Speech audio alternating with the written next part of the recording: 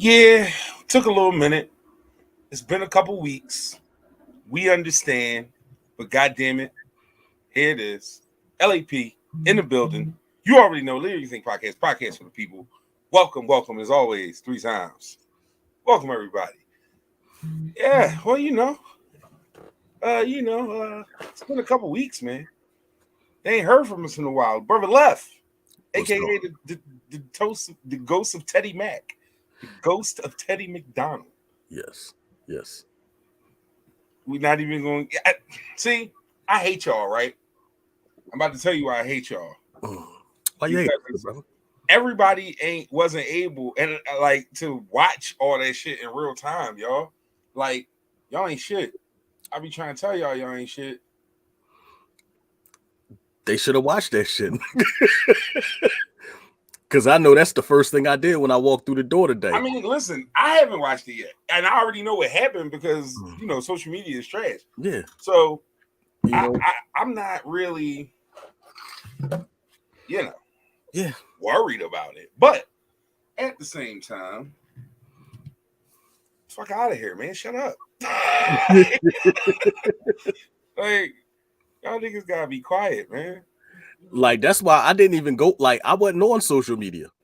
I knew I was gonna watch it as soon as I came home. I was like, that's my mission because I can't allow nobody to fuck up this experience. I need to know for myself. So I allowed myself to be consumed with bus driving all day, and I said, fuck social media," and it worked out for me. Well, here's my thing, right? And I'll be honest with you. I haven't even started the season itself yet. Like, I'm Oh, caught up to this season, but I haven't watched a single episode from the season yet. oh Lord, So, yeah, but it's been ruined for me several times over. I'm aware of quite a few things that have happened, and I'm gonna watch it. Like, I haven't had the time. I had other shows. I just finished Godfather of Harlem. I was behind on. I had other things in line, and yeah. I watched things in line. Honestly, I was going to be the ghost of Uncle Jerome.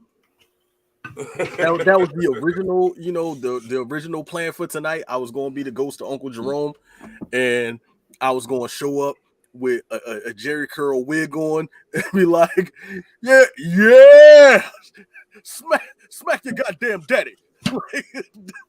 That's how I was going to show up. Those, Yo, those was going to be my first words of the fucking evening. But I, I, um, I'm assuming that something you saw in this episode made you change your mind. I'm not going to talk about it anymore. no, Um, well, I mean, whatever. yeah, that's what I said. I'm done talking about this. I was hoping it wouldn't come up. It did. Now we've crossed that bridge, and yeah, y'all just gonna have to wait till I watch that shit to hear talk about it. And if that's too late, then I don't give a fuck. It's my show. I'm allowed to do that. Either way, no, shout out to motherfucking every what's the boy name? Damn some Idris. Yeah, he plays the shit out of that part, man. Does a very good job. Snowfall is He what we're wants talking his about. fucking money. Snowfall is what we're talking about for those of you who don't know. As for Uncle Jerome, Yeah, man. bro, Yeah, yeah. teach your mans how to squabble. Next time, get the triggers. Yo, that's the best soundbite. Other than no, Titties. it's three very good sound bites that like three like super sound drops that came out of that show so far. That's one of them.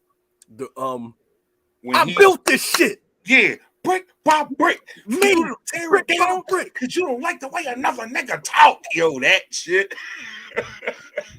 He was talking to that nigga crazy on that joke. That's another good one. Mm-hmm. And Teddy has a few that I like because he don't really get loud. He just get shit done. So I fucks with him. But I'm gonna watch the final season of Snowfall Yeah, soon enough.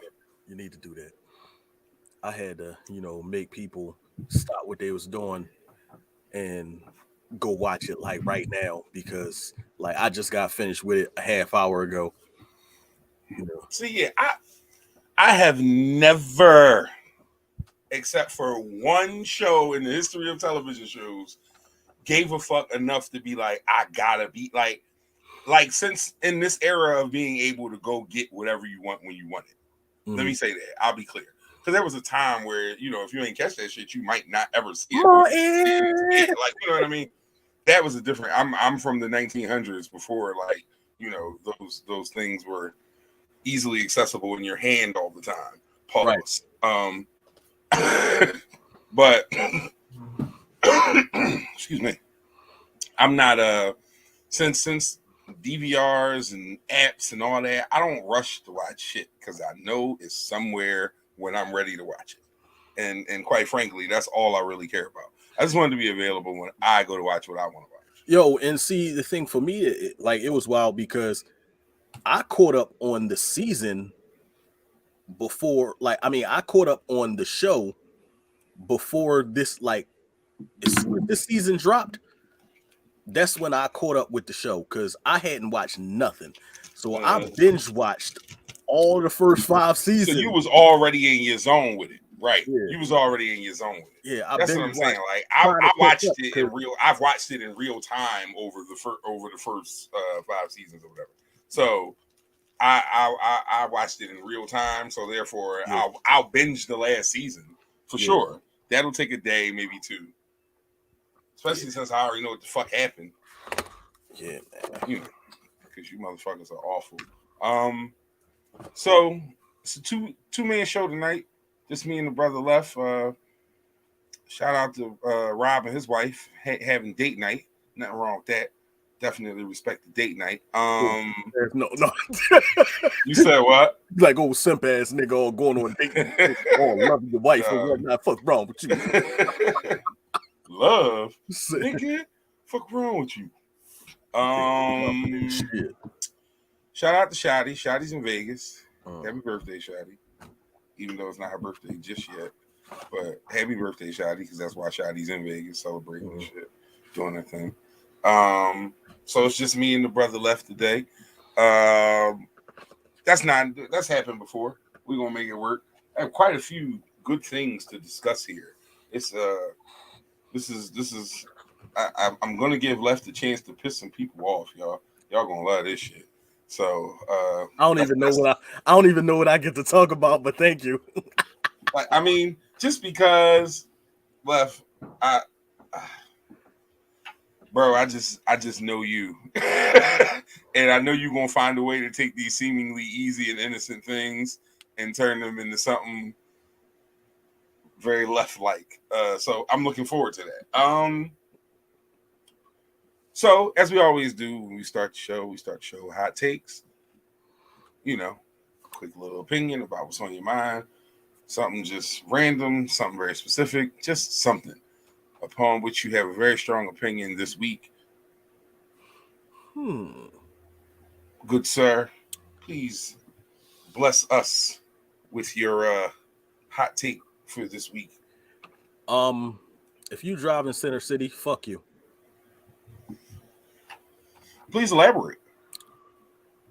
No. Because that is a very bold, just round, like, if you drive in Center City, fuck you. Like, yeah, like, if you nigga, my mama drives in Center City, fuck you too. Like, no, she don't, but like, what if that's a nigga's response? Like, that's why I'm asking, is there a specific reason why I fuck these Center City drivers, or just because people okay.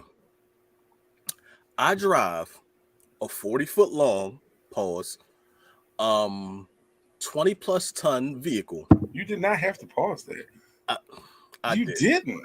You did not. That was not necessary. I maneuver a 40-foot bus that weighs well over 20 tons through the streets of Philadelphia and the surrounding suburbs every single day. Every motherfucking day. When I get in the Center City, people act as if they are the only people on the fucking road. I'm driving by myself. No, the fuck you're not.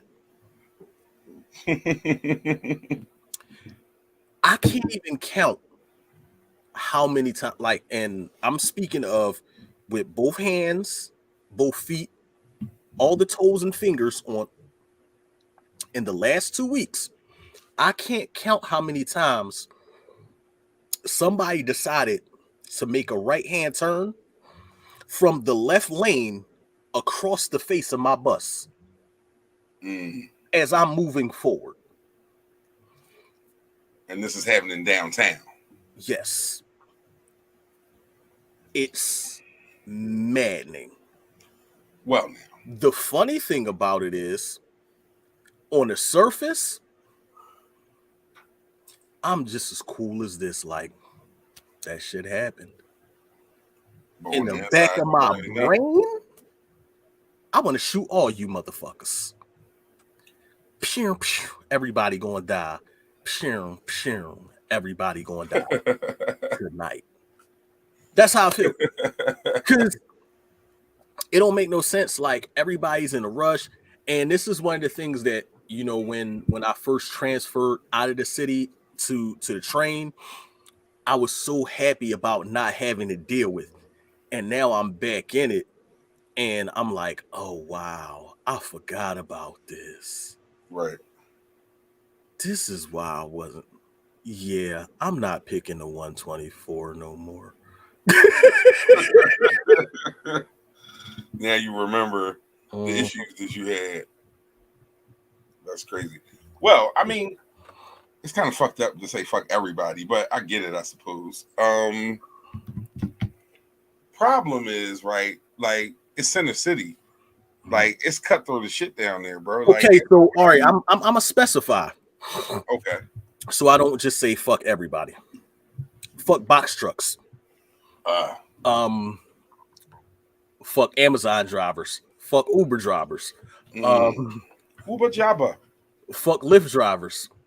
Fuck the bicycles. Oh, whether it be the regular bicycles or the fucking rental bicycles.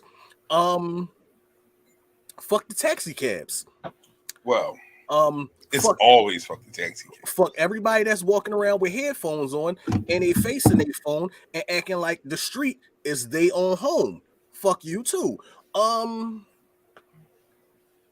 else? Fuck who else? Who else? Fuck who else? Fuck the police. Yeah, that's what we just reaching for whoever around. Yeah. So not everybody, but those people specifically. No, I feel you, bro, and I absolutely respect it. It's just, you know. Oh, and this gonna rub some people the wrong way, and these the opinions that are expressed right here in this sentiment are the opinions of myself and do not hold true to the LAP podcast. Okay. Oh shit. Why is it? You only do that when you about to say some real out of pocket shit. Go ahead. Why is it that older Asian women, they are the nicest, most pushy motherfuckers on the face of the planet? They will do some pushy ass shit, but in the most kind. But he's smiling at you though. Yeah, no, all right. I thought you were gonna say some wild shit. No, that's incorrect assessment. I've definitely that shit be irking the fuck out of me. Like, no, I'm not doing that. No. Like salespeople, they're like that. I've seen that a lot. That's what I'm not going to do. That's what I'm not going to do. It's not going to happen.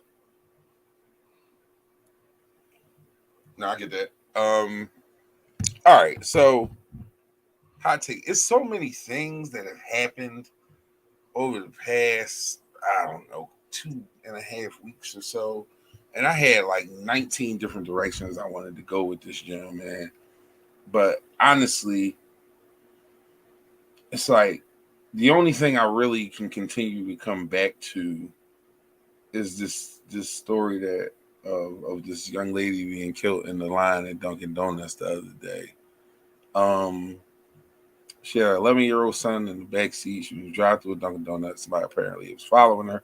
Walked up to the side of the door, put like 11 shots or something into the car, 11, 12, something like that. Murdered this young lady in front of her son.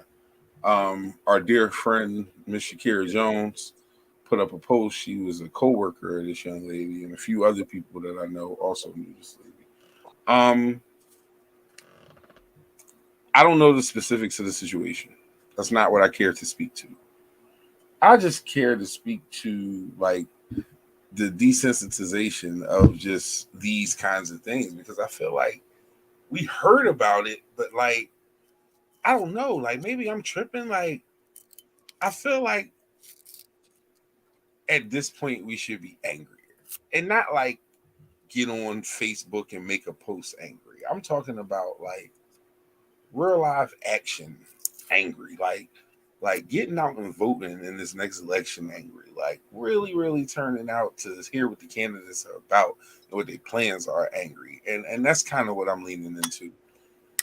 The election is coming up for Philadelphia's mayor, and I need all y'all to understand that although the mayor is only a small piece, all those council people, which are the majority of the candidates for mayor, all those elections and all those policies that you put in place when you vote these people in, they're important, man. They mean something. Like they're not by happenstance. They're not just inconsequential. You really got to take the time to understand who you are asking to lead you. Like seriously, y'all. Like we fucking adults. Like stop just doing shit or having weird ass opinions without really understanding what's going on. You feel like politicians is all the same. Cool story, bro. Take a look at the motherfucker and see what they're saying. Because while they might all be the same in theory, they're not all the same in action. So at the very least, know the action that is in control of certain things that represent you. Like, that's all I'm saying. I get it. The establishment's fucked up. They're all terrible people. That's understood and assumed. But within that, have some knowledge of the terrible motherfucker that you putting in place. Because they're gonna be there no matter what. Do it. Just do it. Yeah. Like I don't, it's like I said, y'all just leave that alone.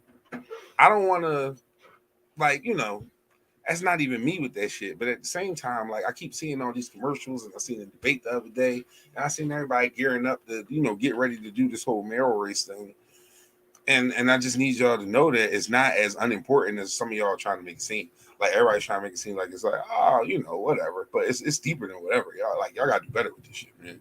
I absolutely gotta do better with this shit. Yo, the wildest shit that like when, and especially like when I speak, when I think of the mayoral race, like first of all, I don't live inside of the city, so it affects me, but I can't be a part of the solution as far as vote for whoever, you know what I'm saying, because I don't live inside the city. But what I do like,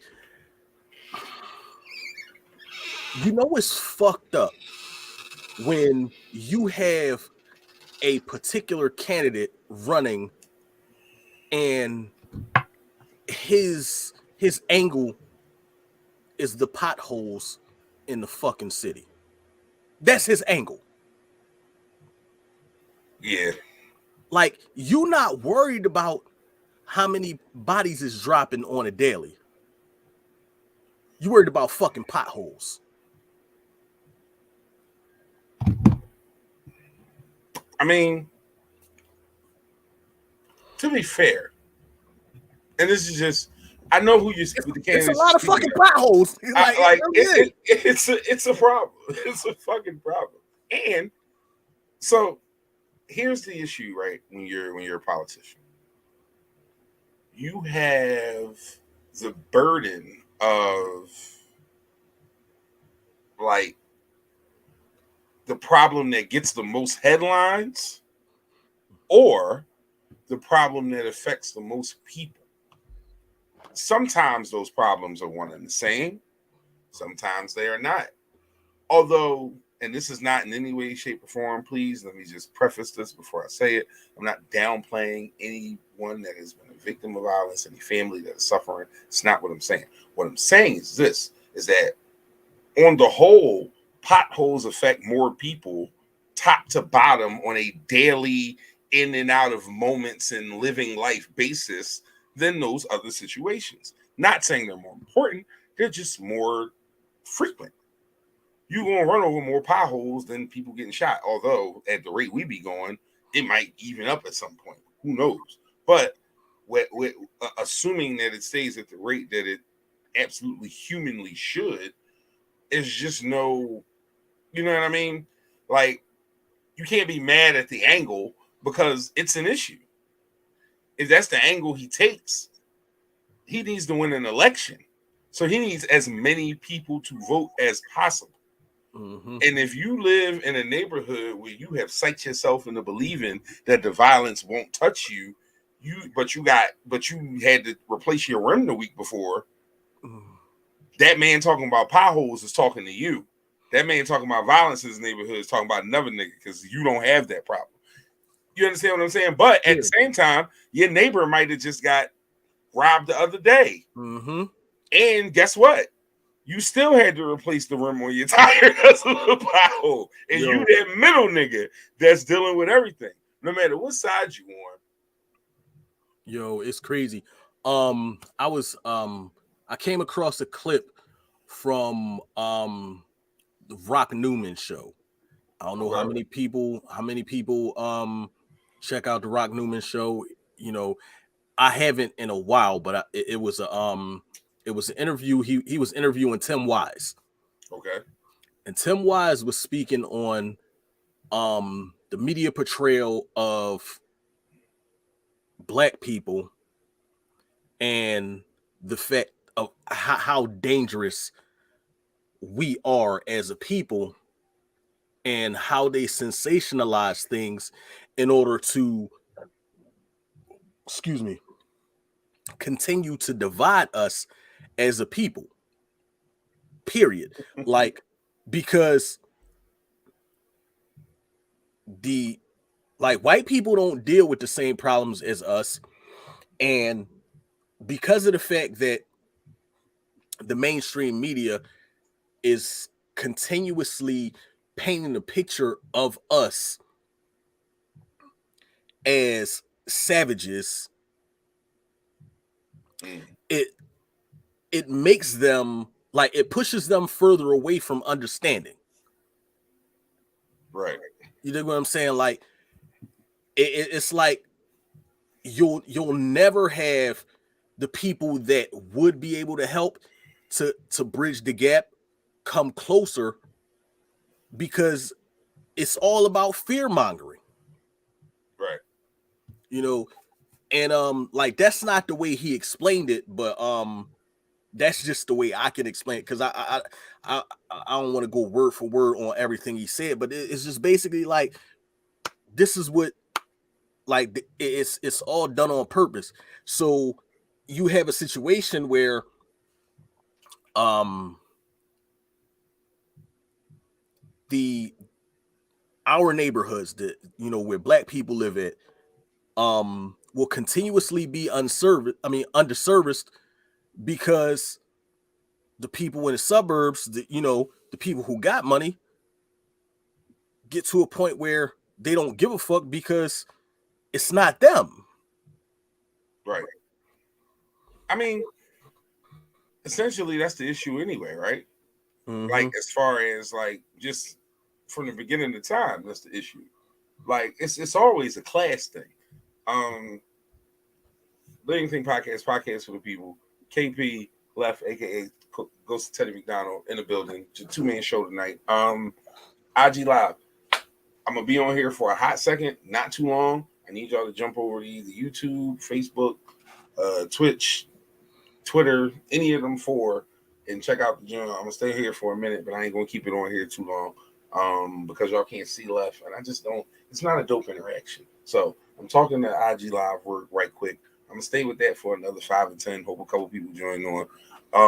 And if not, we'll catch them on the backside. It ain't no big deal. But I think one of my favorite, like, political figures ever is Fred Hampton. Like, that's not something that I take lightly when I tell y'all I'm the Fred Hampton podcast. Like, bro really understood when he said that for the people shit. He spoke it in a way that was like so real and so eloquent that I don't think people even got how dope it was. And he was fucking 19 years old when he was saying a lot of that shit. Like he was a young fucking man.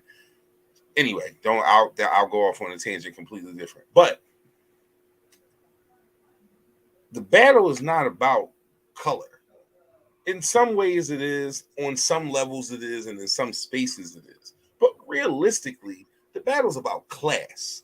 The battle is about class and levels and rich versus poor, more as over black versus white. Like, true indeed, a poor white person probably is in a better position than a poor black person, but a rich white person hates them both, and so does most likely a rich black person. Like, that's the thing that kind of makes it all the common denominator. So, you know, there are the discussions to be had within that, and that's a good segue into my next thing. If you had something to say, left. No, we can move on. We can move on. Okay, so a couple months ago in the state of Virginia, there was a teacher by the name of Abigail Werner who was shot by a 6-year-old in her class. She survived the shooting, and a 6-year-old. I said 6 months. Am I tripping? Damn, that would have been a strong. You I said did 6 years. Okay, all right. I'm about to say that would have been a strong ass baby. Anyway, yeah, and an angry one too. Like, why the fuck? Anyway, that's a, You wanted his milk. You wanted his milk. thoughts are winning. I'm not gonna continue to dive into that. Anyway, Abigail Werner shot by a 6-year-old student in her class 3 months ago. This week, the mother of that 6-year-old child was arrested. Now, I will be completely honest. I did my due diligence to try to find pictures or photographs of either this young man, which I knew I wouldn't find because he's 6 years old, and that would have been a serious oversight by somebody. But of his mother, named Deja Taylor, tried to find photographs of her as well, just so I could confirm what I assumed, that this child was African American and so was his family. Now, she was arrested for child neglect and recklessly leaving a weapon for a child to be reckless with, whatever the fuck that means. Virginia is wild. They got a lot of different weird ass laws in Virginia. I digress. The point is this, though. We've seen school shootings and incidences and issues with several other children that were considered to be minors, most of them teenagers. I don't recall charges being brought against parents in those situations at all. So let's examine what the common denominator might be for the majority of those cases. You know, the complexion for selection, as one of my friends used to say.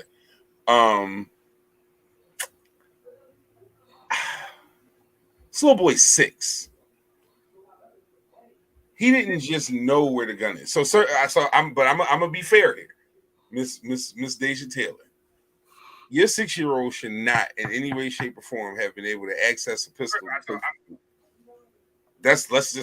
Let's not in any way, shape, or form try and skate over that fact. Miss Deja Taylor, your motherfucking child should not have in any way, shape, or form been able to access a pistol, put in their book bag, take to school, and shoot their teacher. First grade, 6 years old. Fuck no. There's no excuse for that.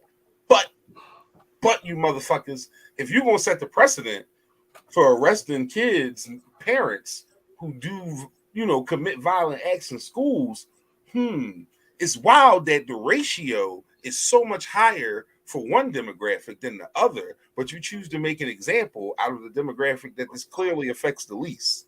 And I used a whole lot of weird ass words to say, y'all fucking with the black people and you leaving the white people alone. That's what I'm saying in summation, because I don't want any thoughts of that. I don't want any skewed words. That's exactly what the fuck I'm saying, because that's what it is. You're taking this situation, Newport News, Virginia. If you know anything about Newport News, Virginia, bad news. Newport News, Virginia is essentially North Philly of Virginia. if I like, for lack of a better description, for those of you who may not be in the know of the area, this is not a wealthy, well-to-do part of town. This is a fucked up neighborhood. This is low income. It's a whole lot of the other shit that a lot of us either came from or see, and all that shit. That's what that is. That shit is not like, if you think of Virginia and you like the country, nah. Virginia is for lovers. Like, no, this Virginia is more like a Pusha T album. Like, that's what this Virginia is. You need to be. That's the type shit you want over here. So. And if you ain't seen it with your own eyes, you won't understand.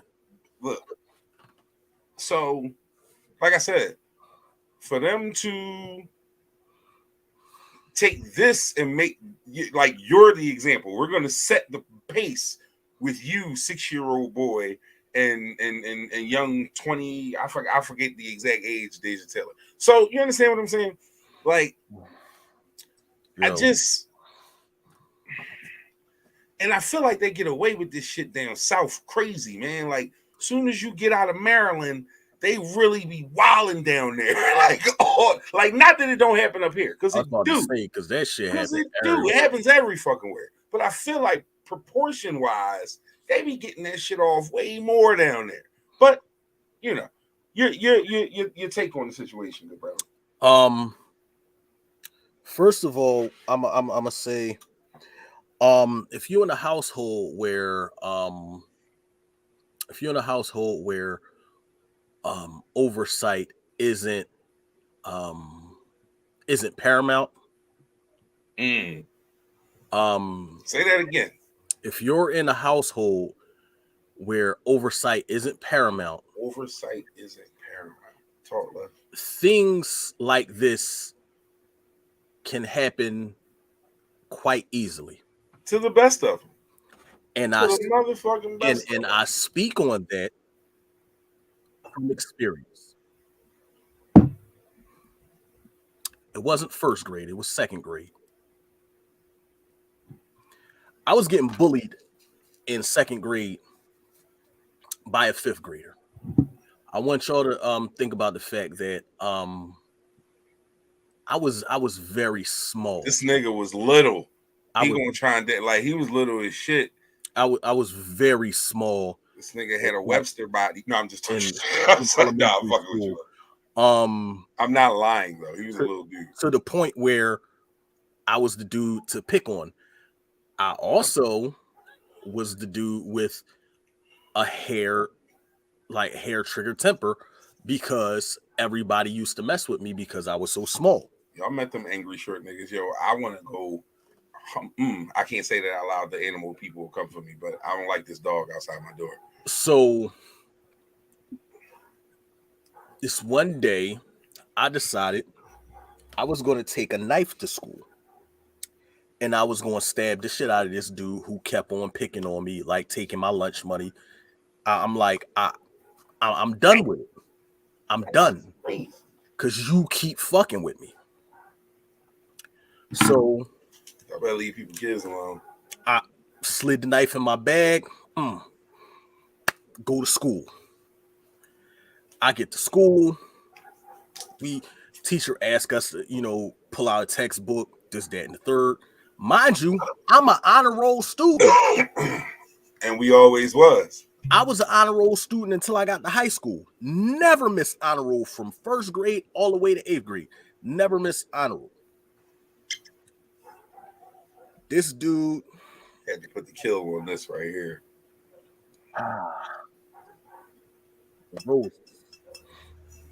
So I decided, all right, I'm gonna take, like, because nobody doing nothing. I'm gonna handle this.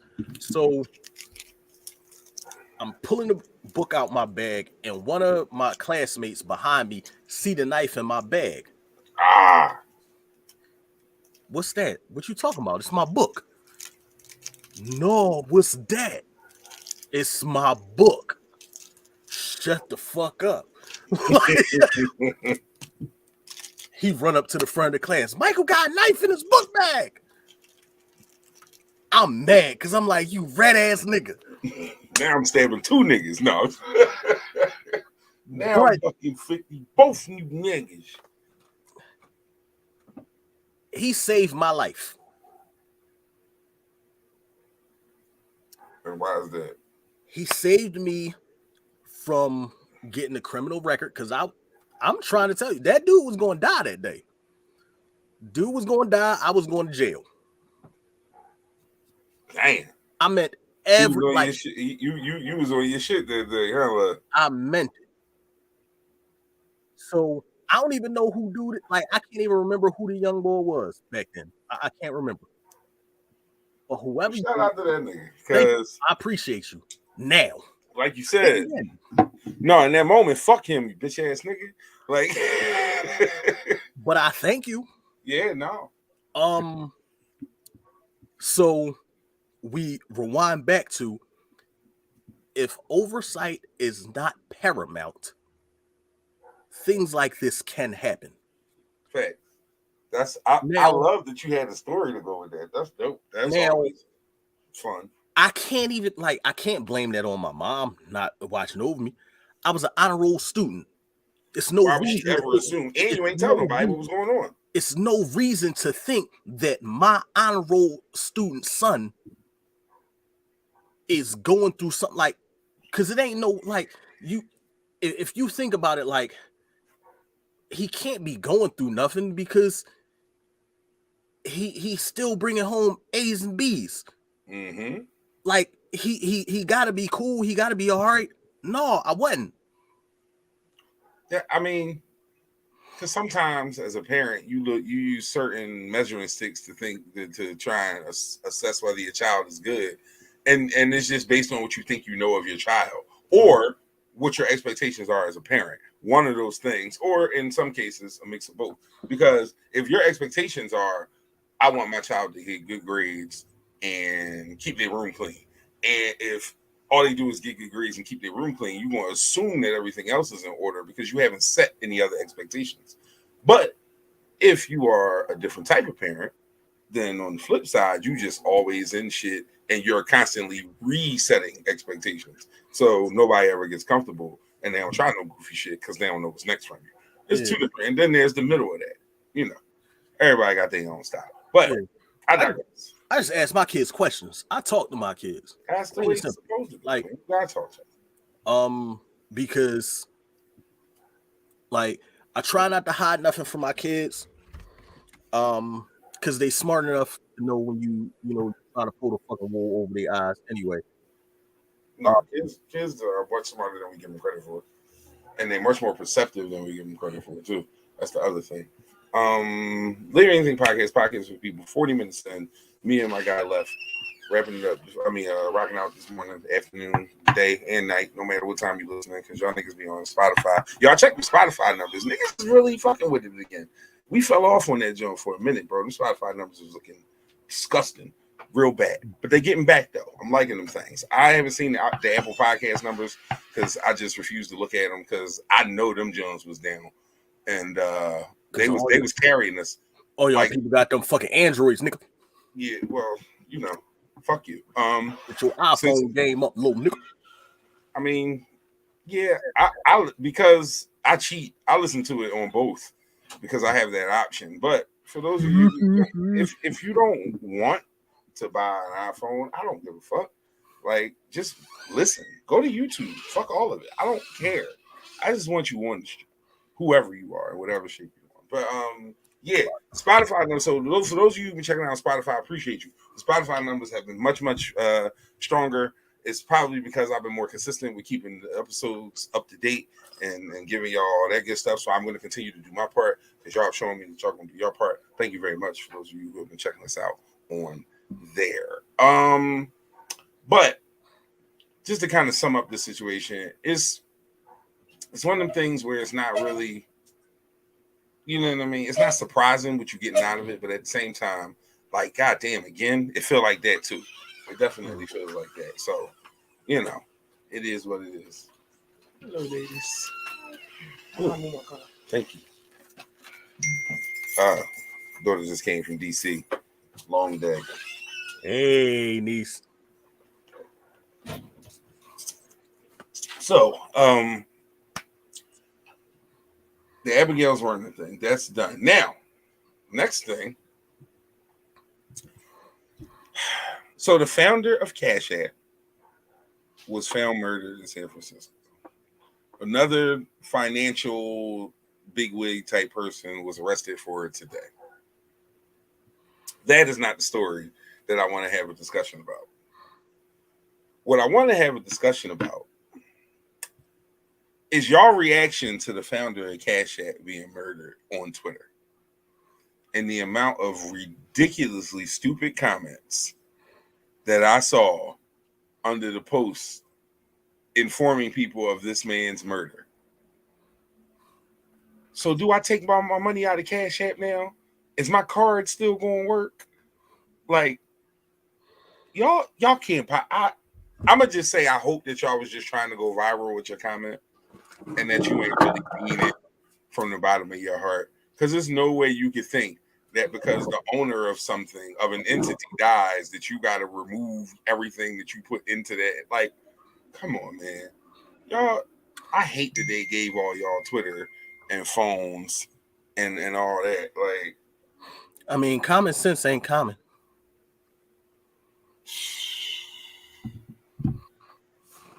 I mean, but so I shouldn't be mad about that, is what you're telling me? Like, that shouldn't bother me? The fact that it was a dead ass, a quote tweet on top of the tweet that said, so should I take all my money out of my Cash App account? Should I close my account? Like, hundreds, bro, not one, not two, like, literally. It was like between close your Cash App account. Go to Venmo. Between the comments and the quote tweets, it was a lot of people asking, and there was a lot of our people, and that's what pissed. I think, you know what? That's what it was.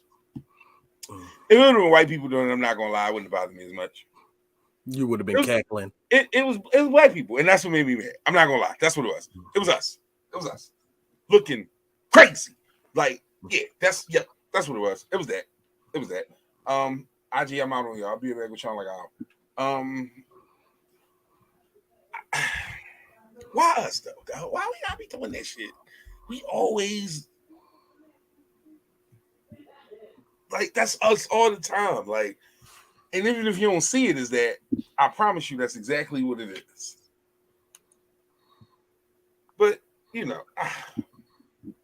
bro, like they really said, should I take all my money out the account? Will my card still work? Yeah, please. Will my card still work? No, take it all out. Take it all out. Be dumb. Take it all out. Put it under your mattress. Hey, man. Your air mattress. You better keep some money under the mattress. Shit about to get dark out here. You should definitely keep a little mattress money. Yo, Karen. Talking about Newport News. Mm-hmm. We got one. Lee said she used to live. I did not know you lived in Newport News. That's wild. How did I not know? Shit, I got pictures of myself in Newport News. All in my phone. Yup. I was on motorcycles down in Newport News. Oh, that's when you was still, that was you in the gang? That's when you was in the gang? Gang. Yo, for those of y'all who don't know, Left was damn sure in the gang. Just so y'all. It was not a gang. Not a gang member. Bro. All right, y'all. For the people who are in the comments and anybody who listening later, if you hang out with people, y'all all wear the same clothes and y'all ride with motorcycles and fighting bars, is you not in the gang? Answer the question yes or no. That's a gang. I don't know. That's a fucking gang. It's not a gang. It was a family. Okay, Vin Diesel. I'm done with you. Get the fuck out of here. It wasn't a gang. It was a family. My family. Oh, man. All right. So, women's college basketball. I got to rewind a little bit because we've been going for a couple weeks. So some of these things have already, But women's college basketball championship was a couple weeks ago. LSU defeated Iowa in the championship. That Caitlin Clark for Iowa was the story, along with Angel Reese of That's LSU. my white cousin. In case you ain't know. Thank you. Caitlin Clark is Left's white cousin. Yes. White cousin is wild. She dropped buckets, dog. She dropped buckets. So that was the matchup in the finals. Iowa upset South Carolina and Philly's own Dawn Staley. Shout out to Dawn. Always repping us to the T, and we appreciate that very, very much. How many fucking pairs of glasses do you have? Like, yeah. I know that's like at least the second pair I've seen this evening. What are you doing over there? I got like 5 pair in the car. Okay. I gotta connect. I'll put you down. Please do. I wouldn't be mad at the put down. All right. So LSU defeated Iowa after, a lot of trash talking and bullshitting and all that. Congratulations to LSU. That is not the discussion that we are having right now immediately.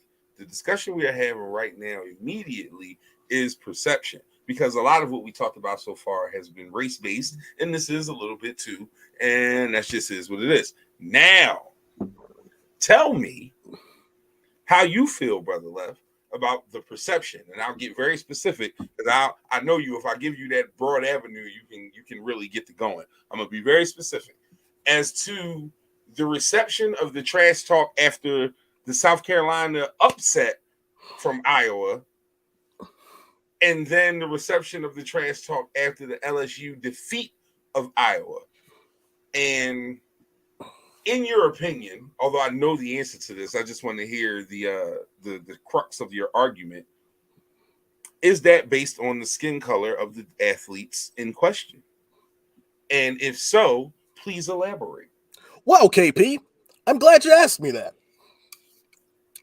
Because when Iowa thwarted South Carolina. Thwarted is fucking wild. Go ahead. Mainstream media had a field day with praises for Iowa. Was it the Hawkeyes, correct?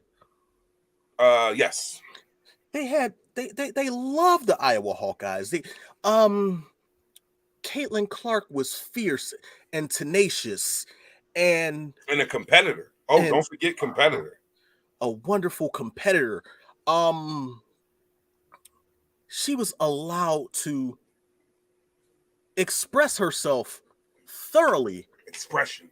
That was a big word after the first game. She was able to express herself thoroughly without any banter that would make her seem as if she were being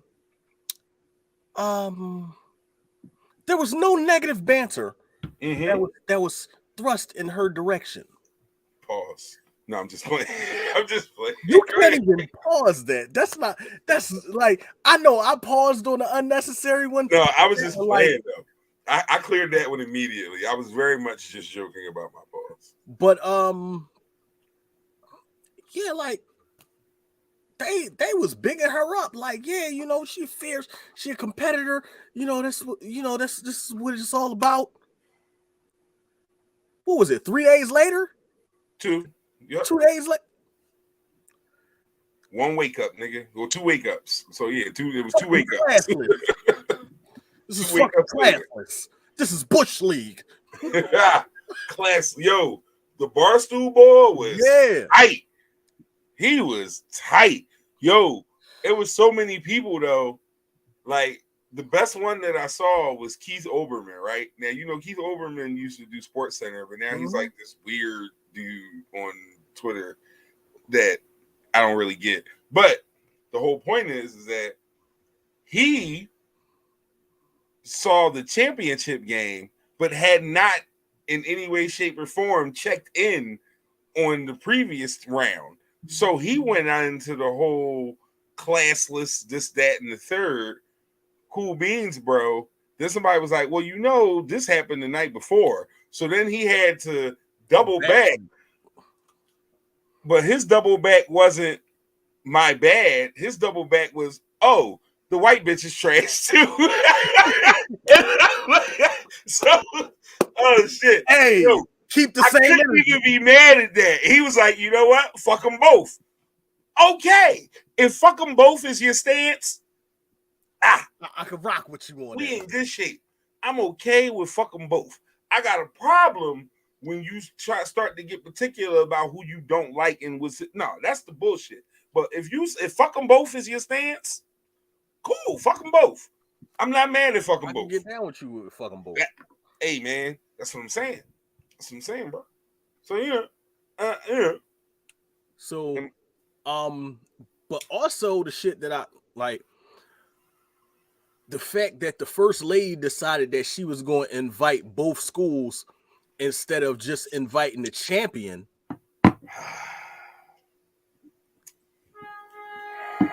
Here's the thing, Miss Jill Biden, your Madam President. I don't know how the fuck y'all supposed to say. Whatever your title is, ma'am. My problem is this, right? You said that shit in an effort to like on some weird unity shit. Like that's what you was trying to do.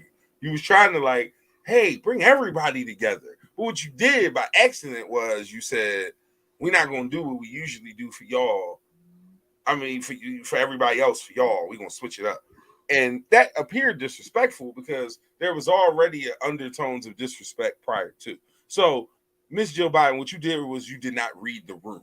You did an awful job of reading the room, regardless of when the comment was made, because people trying to punch it and say she made the comment like without knowing the outcome. I ain't trying to hear that shit. That shit don't mean nothing to me. She was wrong. And motherfuckers got to own that. Now, I will applaud Angel because Angel said she is going to go when they go because her team wants to go and she's going to do what the team feels is best, regardless of her personal feelings. Her stance hasn't changed on it, but she is going to go. And I respect that. That's a good leader. That's what a good leader does. I would expect that out of one of my players in that same situation. So I do applaud her for that. My question to you: mm-hmm. Did you talk to your team about it? Well, the season is most of my team is running track right now, so I have not got to officially or formally gather with my girls since the season ended. But and this is more related to the game itself and to the Final Four run. I do have the last 3 LSU games queued up in my YouTube just because before, as we do preseason work and workouts, I am going to use a lot of that. Not just basketball shit, but inspirational shit and just hard work, focus, and dedication shit so they can really see, like, we got to take this up another notch if we want to be the team that we think we can be. And not just them, but me too. You know what I mean? Everybody has to be able to do that. So, yeah, though. We'll see, man. All right. So but yes, I will definitely be exposing them to a lot of the things that happened. I feel like Angel's leadership just was incredible throughout that run.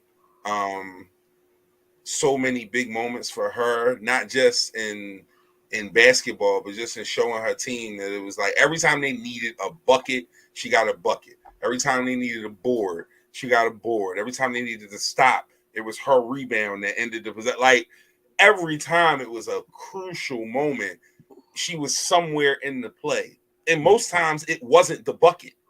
You understand what I'm saying? Most times it's not the bucket. It's drawing the double team. It's the screen. It's all those things, man. And I'm just so glad that people got to see women's basketball and really focus on the quality of the basketball. Like these girls can play, y'all. Like they not just out there like running dumbass basic b-ball drills and not really putting no flair to it. These young ladies can play some goddamn basketball.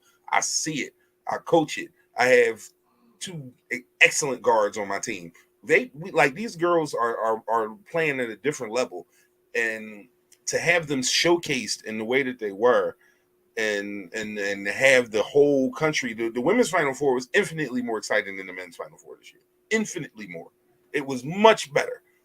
And I know more people still watch the men's Final Four, but the women's Final Four was way better than the men's Final Four this year. Not even close. So, if nothing else comes of all of this, I hope that exposure and that energy that has been injected into women's basketball and people being fans of it continues. I really hope it continues because it's a good product, y'all. If you really enjoy the game, if you want to see if you want to see Steph shoot 31-foot threes all day, you might not get that. And something now, Caitlin Clark can pull up from anywhere though, so you might be about to get that. Like, because sis take 30-footers for no reason at all. So we might be on the way to even evolving to that. But it's a great brand of basketball, and if you enjoy the game itself, watch that shit. I promise you will not be in any way, shape, or form disappointed. All right. I think that's all the racial shit. I don't want any more. Oh, question. Like being that, we're speaking on the speaking on your team. Who do you use for inspiration? Like as far as the pep talks and shit like that, like shit to get your girls hype, or just on focus. I mean, I wouldn't say I use any one or thing. It's different days to different games. I'm very big on, because it's public league. We play in the same division, so we're now building rapport with teams that we either beat twice, split with, or lost to twice, depending on, because this is our second full year of varsity. So last year I did in year one, there wasn't really a lot because it was COVID. It was just the only motivation we really needed was to know we were actually able to play basketball. So year one was different. Year two, what I had to do a lot of, or what I did a lot of, was I did a lot of reaching back, remembering, hey, this is what happened last time we came into this building. This is what happened last time we played this team. These are the things we did wrong. These are the things we need to correct. And I would use that, and I would have one stat. I'm weird when I coach. I can literally watch the game and keep stats. I can remember how many free throws we missed. I can remember all our turnovers, because that's just a coach. That's just the brain of a coach. So I'll say shit like this at the beginning of the game. Last time we turned the ball over 6 times in the first half against this team. Let's see how much better let's see how many more we can beat them by in this half when we turn the ball over less than 3 times. And then that's the goal. And then in their mind, that's what we focused on. Now, if we hit the goal or if we don't, whatever the case is. But I try not to use people and things, and I try to use real motivation. This is your goal from last time. This is what we did before. Do better this time because we're more prepared. I do it in practice, and then it rolls over into the game. So I don't, because I don't like being cheesy, because kids can see through that, bro. And you don't want the risk you don't want to run the risk of losing them, because once you lost them, it's gone. Yeah. You know. Well, okay. But that's interesting. Nobody's ever asked. I don't get to talk about it very much unless I'm talking with other coaches. So that was dope. Because for me, I've been using I would say morning inspiration every day. My drive to work, it's rare that I play music now. I'm real big on listening to Eric Thomas. E.T. the hip hop preacher. I know you're talking about. I listen to him almost every single day. If it's not him, it's David Goggins. Just on the strength of, you gotta keep moving. Whatever it is that you're doing, you gotta keep moving. You gotta keep moving. You feel like you feel like giving up. Keep moving. Cause the moment you stop, you get further away from your goal. Facts. So that's I was just wondering if you ever you ever put your girls up on game when it came to people like that. Like, yo, check this out. So I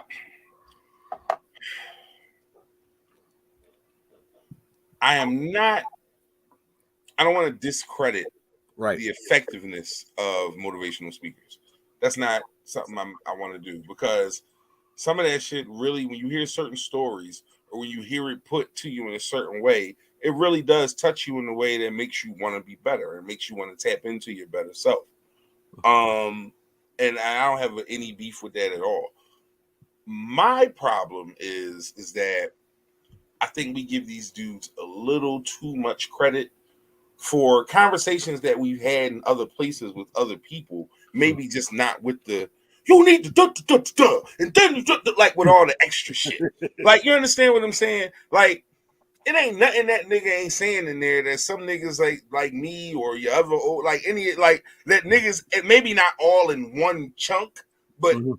as you've heard all that shit before. Right. Right? Like, none of the shit he's saying is foreign to you. He's just putting it on a pretty plate for you, and it's making you feel better about yourself, and not you specifically. I'm just saying in general. Mhm. Like, so I don't, like I said, I don't want to discredit the value of that, because sometimes you just need to hear it, and that's great. But niggas be giving them niggas too much credit, yo. Like, they really do. Like, you do that work. Yeah, Even because when like niggas motivate you, no, and I get it. you I get it. do Like, that work. at the end of the day, you know what you're supposed to be doing. Dig me? You know Like, what you're supposed to be doing. some nigga with a fitted hat at the front of a green screen. I mean, I mean, with slides and shit, talking loud with a whistle around his neck, like, like that shit motivates you differently than you and your niggas at the bar. Like, yo, my nigga, get your life together. Fuck is you doing? Like, it should be the same thing, but it's not, because that's just, for some reason, niggas like TED Talks and shit like that. That's the type of shit that motherfuckers listen to. Like, and again, I'm talking shit. I don't want to devalue those things. That's all real shit. Mm. But And speaking of TED Talks, Corday should never do another one. Yeah, Corday did a TED Talk yeah, I said it. Yep, Corday did a about TED Talk. what? Mm. What? I cut it off after like the first 7 minutes because it was just like I don't like I just can't, like, you too bland. Like, what the fuck are you talking about? Why the fuck would Corday do a TED Talk? That's wild. Mm. All right. 1 hour and 2 minutes in. Literally Anything podcast for the people. KP left, aka Ghost Teddy McDonald, in the building this evening. What's up to everybody in the comments? Karen, Aaliyah, Neo, what's going on, peoples? And anybody else who has not commented that may be watching. Appreciate y'all for checking in. We are 1 hour in, got a little less than an hour left. Try and keep them, no, not try. We keep them under 2 now for the replays, because the replays have been working. I think the replays are bringing the traffic to the other shit too, and that might have something to do with the Spotify numbers. But either way, it's us. We here. Get well, Jamie Foxx. Let's send those out right now. It was a press release saying he had a medical event. Some were speculating that it may have been a stroke. We do not care what it was. We care that Jamie gets better. Get well, Mr. Jamie Foxx.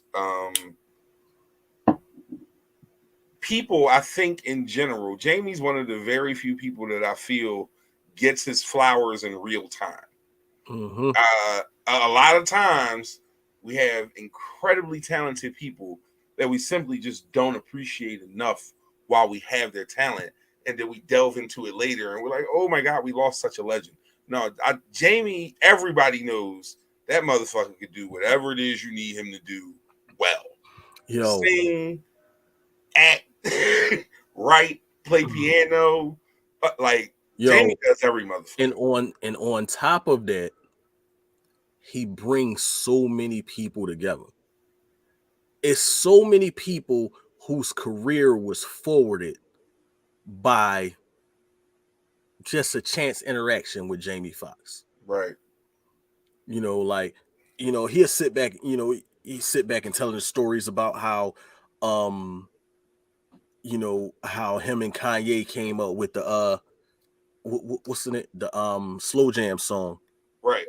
and um was it, I think he told stories about Justin Bieber, all sorts of fucking people, like, just cause him having little parties at his house and turn the party into a fucking listening party, and you do this and you do that, and then next thing you know, somebody got a fucking record deal.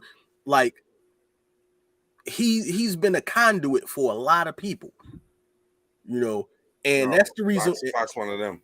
And that's the reason why he always get his flowers, is because he always shared his light. Right. That's important. You know, a lot of people get to a certain place and forget that people helped them get there. And he's one of the people who doesn't. You know, he doesn't forget that people helped him get to where he's at, and he passes it on. Right. No, he does a great job of it. And like I said, man, you will be hard pressed to find anybody to say anything bad about Jamie Foxx. Like, Other than LL Cool J. well, yo, did you see that picture of him in cannabis? Like the most recent John? Mm-mm. Man, I'm about to look it up. bro, if cannabis don't look like he just took another L simply by posing for this picture with this nigga, man, like, bro look like his whole ass dad in that picture. Like nigga, you 50 and this nigga look like your dad. Like, the fuck is you doing out here, bro? That shit look crazy. But you know, whatever. LL cannabis. But no, Jamie Foxx, man, like, incredibly talented dude, man. Just like insanely talented for no fucking reason at all, man. Just like I said, you don't miss. That boy don't miss. You don't miss. So please get well, Mr. Fox, as soon as possible. Oh, I skipped over one. All right, I'm gonna circle back real quick. You know what? I'm gonna table that. Nope, we're gonna go to this next one. What I saw on Twitter, you see, you're looking at the picture. I can tell by the way you're laughing. You can tell by the way you're laughing that you're looking at the picture, looking like this man's groupie uncle or groupie nephew. Like, it's just stupid ass down, bro. We are coming up to the Twitter moment of the week. I knew I was forgetting. So, my favorite Twitter moment this week. Someone tweeted, I don't know who the person was. I'm not going to give them their credit for their tweet. It went viral. They don't need me. Someone tweeted, it's time for Juvie to have a Tiny Desk concert. Okay. NPR Tiny Desk, for those of you who don't know, is a concert series, quote unquote, concert in quotation marks, where they go to a library, play in front of a live band about 3 or 4 songs of their catalog, or more, depending on who does it and how they want to do it. That is what NPR Tiny Desk is. Some of the artists that have done NPR Tiny Desk, let's go Thames, T-Pain is one of my favorite ones. Chance the Rapper's done one. Jodeci, not Jodeci. Usher is if all of the watch this clip, that's from an NPR Tiny Desk. Mac Miller has my favorite NPR Tiny Desk ever. Just me personally, you know, everybody has their own opinion. But again, it's a concert series. Someone suggested that Juvenile of Back That Ass Up fame is Toby. Yes, Karen. Toby has an incredible NPR Tiny Desk. Yes, he is in my top 3. I want to say Toby, T-Pain, and Mac Miller are my 3 favorite Tiny Desks ever. That's probably my top 3. Usher, strong consideration in there, but I think those are my favorite 3. Either way, Juvenile, again, of Back That Ass Up fame, someone says should have a Tiny Desk. Juvenile retweets or quote tweets the tweet and says, first off, what the fuck is a tiny desk? And second, no. That was the tweet. So I'm assuming people got in Juvie's ear and gave him like the research on what NPR Tiny Desk was. and he's like, "All right, y'all put it out there. If this tweet gets 10,000 likes, I'll do it." Now, cool story, bro. That shit's sitting on like 6,000 this morning. The tweet was out for like 2 days, like a day and a half. It might get to 10, but it's gonna take a while. It ain't happened the way everybody thought it was gonna happen.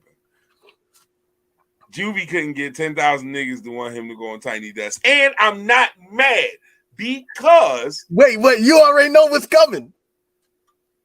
G code, nigga. G code, nigga. G code, nigga.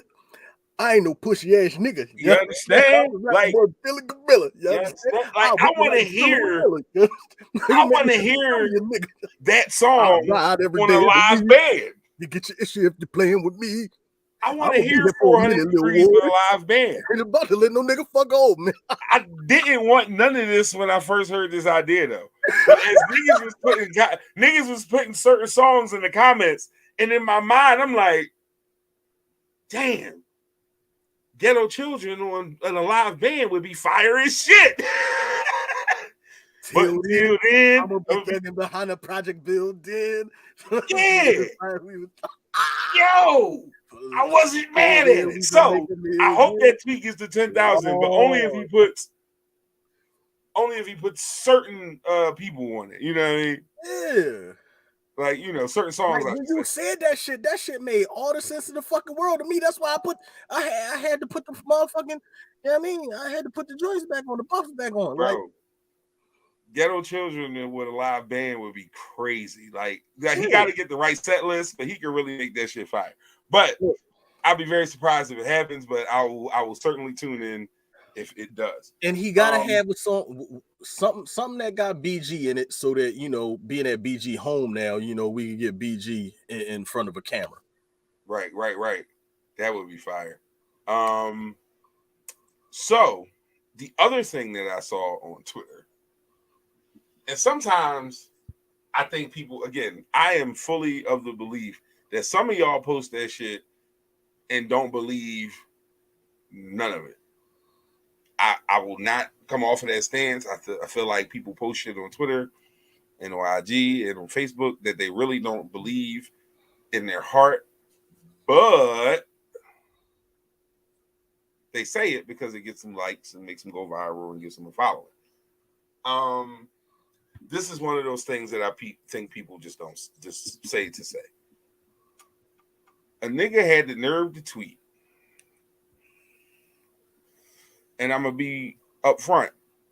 I'm a huge fan of this artist, huge fan. But sit the fuck down. Nigga had a nerve to tweet that Trey Songz was the only person who could give Usher a run in the verses. Now, I want y'all to really chill for a second, right? I'm a Trey Songz fan. Huge fucking Trey Songz fan. Especially them first 3-4 albums. Them shits was crazy. It got to a point where I felt like bro was putting out an album every 3 months, though.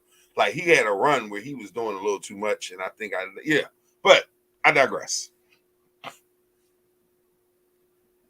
I could pick all my favorite 20 songs out of Trey's catalog, and it's probably still gonna lose the Confessions.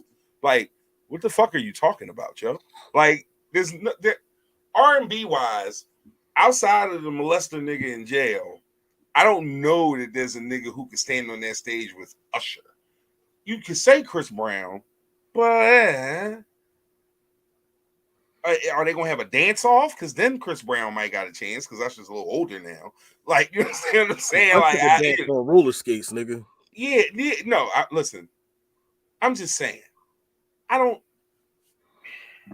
Am I wrong? And like, is Trey's catalog stronger than I'm giving it credit for? And or am I overrating Usher's catalog? Because if we're being real, My Way, 8701, Confessions, Stop. It's a few songs after that, but full great albums there. He got some spots after those 3 albums.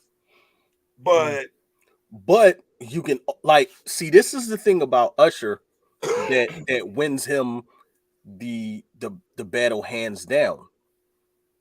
His features. Because that's still him. it's still him. True. A Trey Songz feature.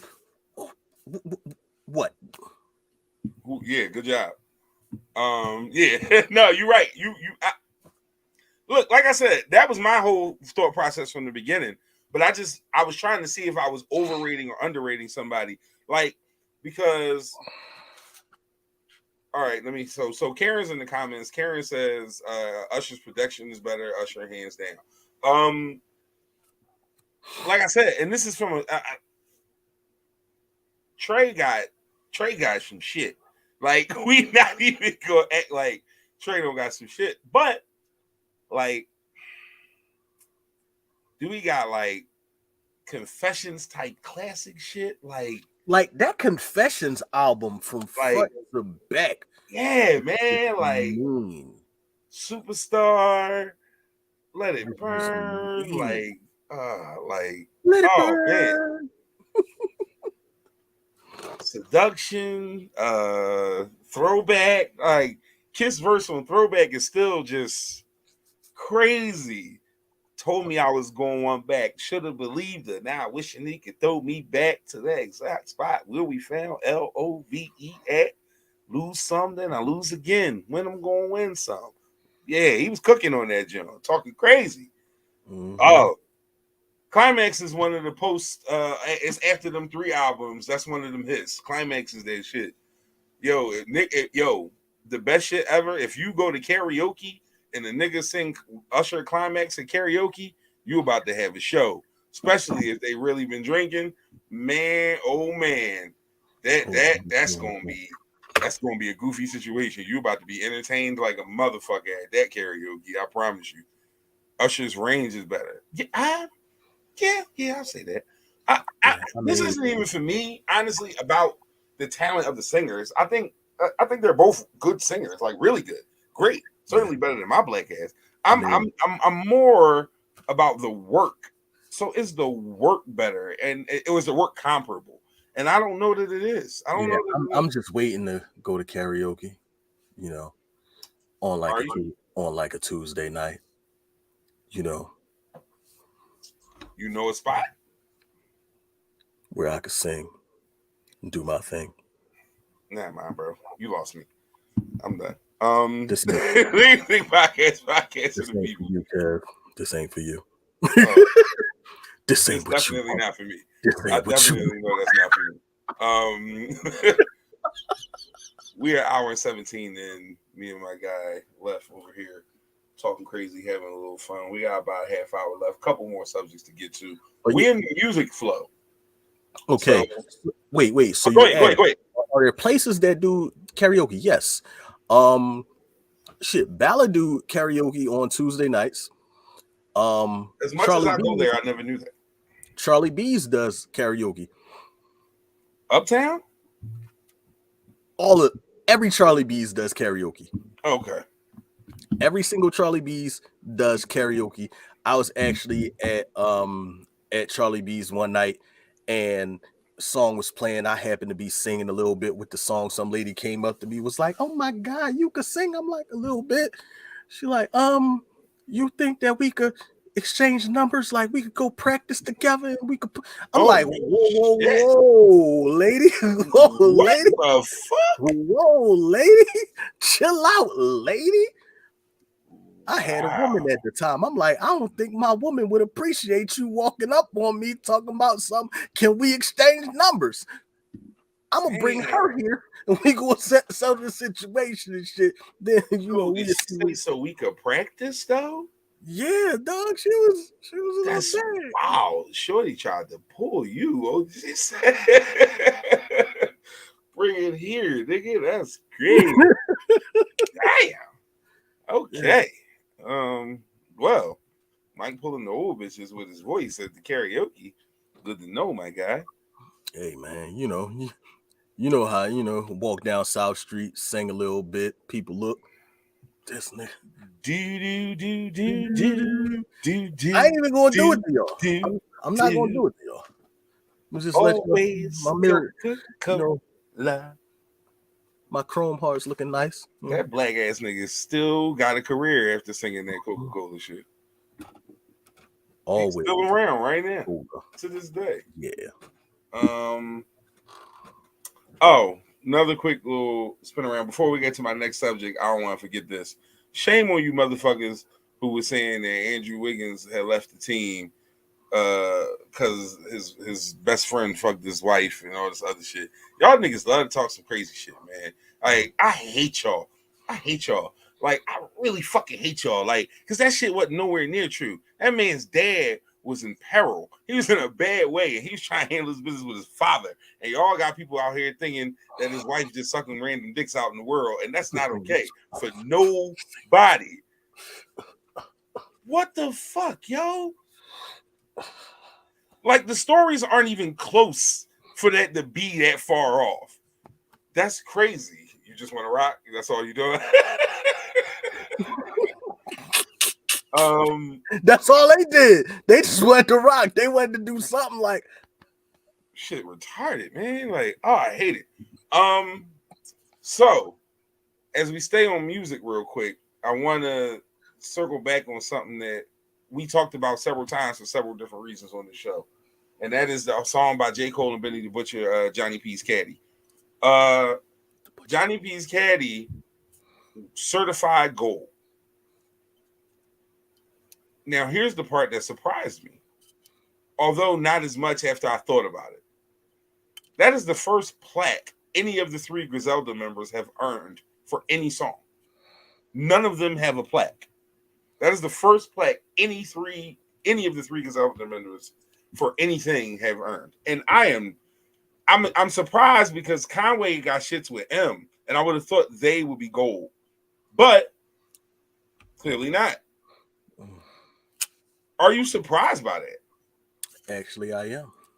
Like, no plaques at all? But then we're going by sales and not streams. I think they find a way to factor that in now, though, don't they?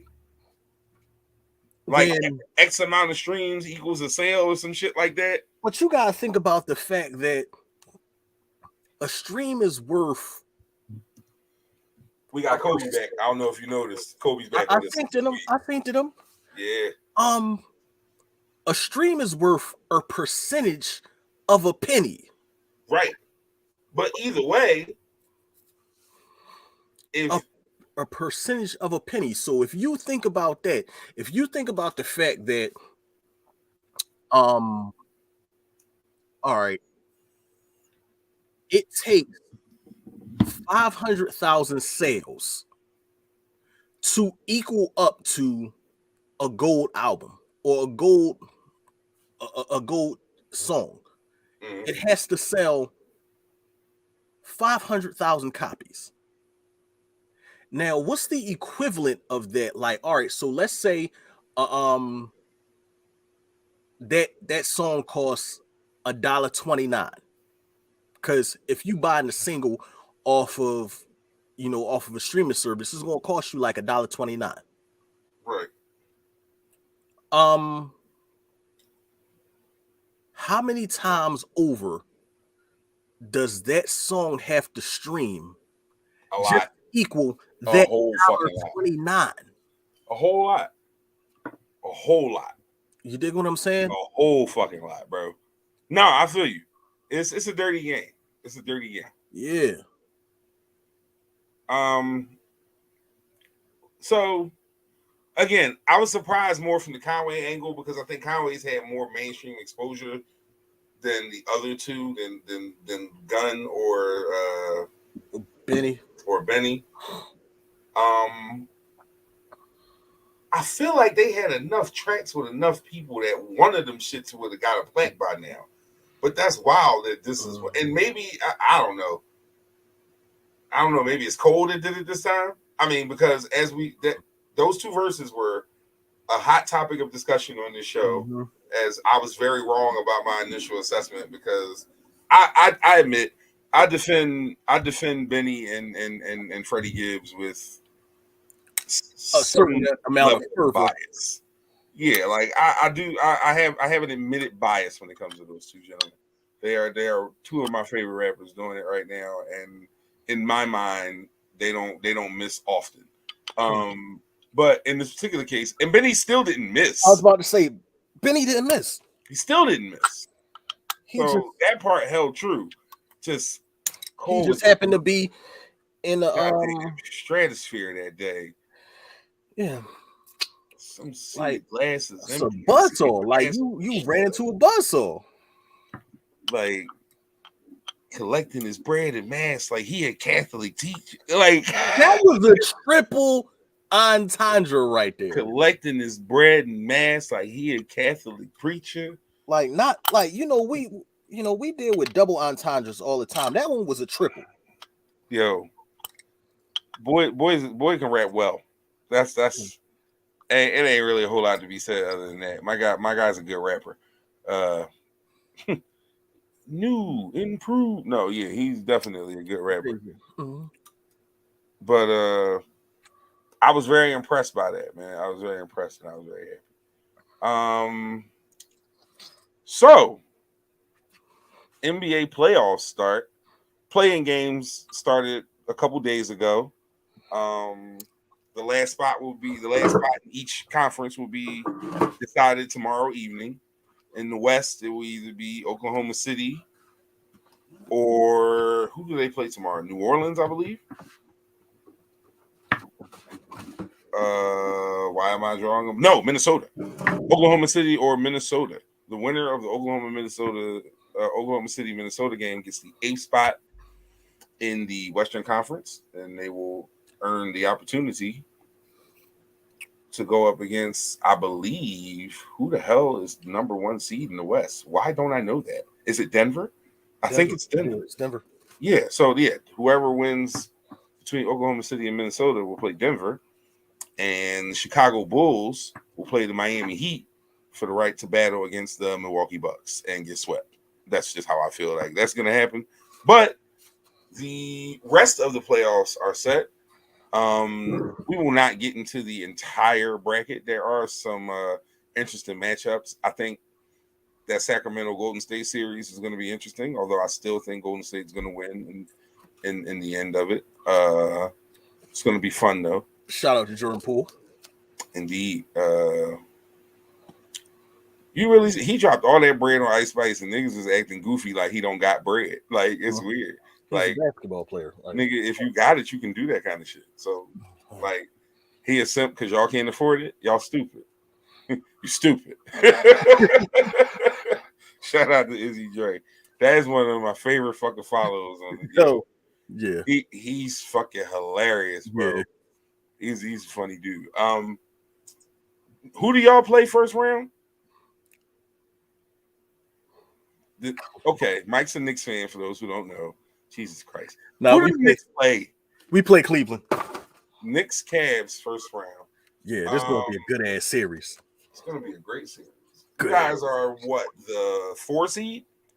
We're the 5. They're the 4. So they're the 4. Okay, it's the 4 or 5 matchup though. Yeah, I was actually like, I'm like, man, if I could get a motherfucking ticket, if I can get a ticket. Madison Square Garden, goofy. You ain't getting no ticket in there, bro. Shit.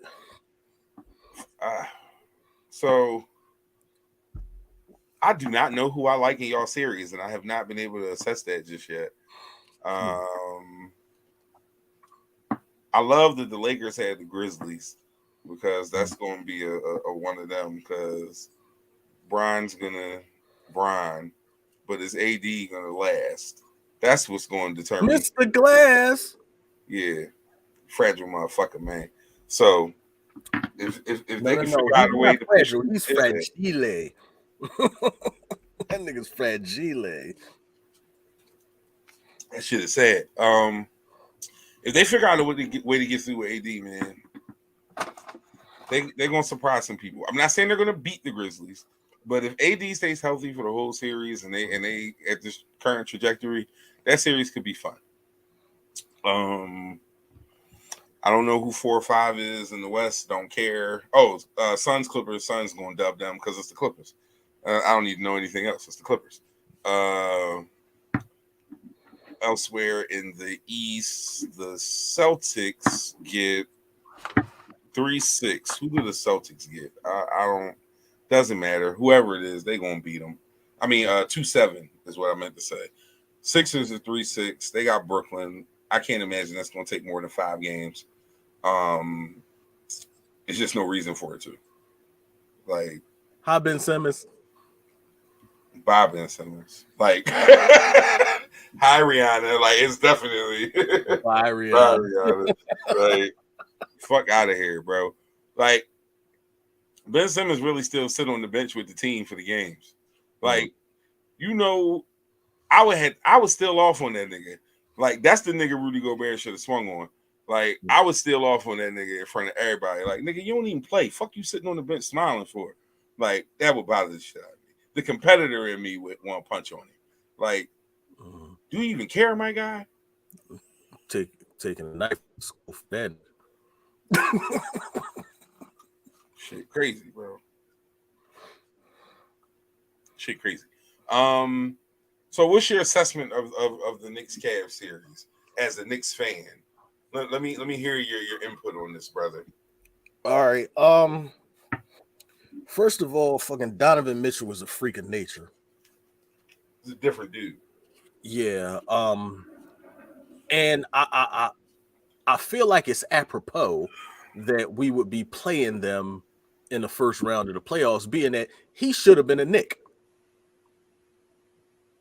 Like he should for what the Cavs gave up to get him, y'all could have gave that up. But I don't know that y'all would be this good because part of the reason why y'all so good is because y'all deep. Yeah. And that's the thing that that's the reason why I feel we had the advantage. Also, y'all didn't have a player as good as Colin Sexton that y'all was willing to give up. That's another thing.